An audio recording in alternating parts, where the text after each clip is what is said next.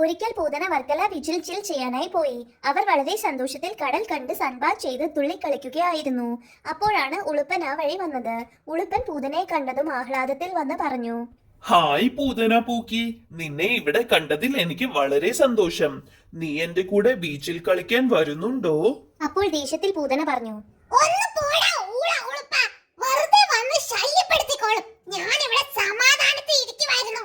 ഇത് കേട്ടിട്ടും ഉളുപ്പൻ പോകാൻ തയ്യാറായില്ല. അവന് പൂതനയെ ഇംപ്രസ് ചെയ്യണമായിരുന്നു. അതിനാൽ അവൻ അവിടെ ഇരുന്നു. എന്നിട്ട് പറഞ്ഞു, കടലിനക്കരെ പോണോരെ, ഹൊയ് ഹൊയ്.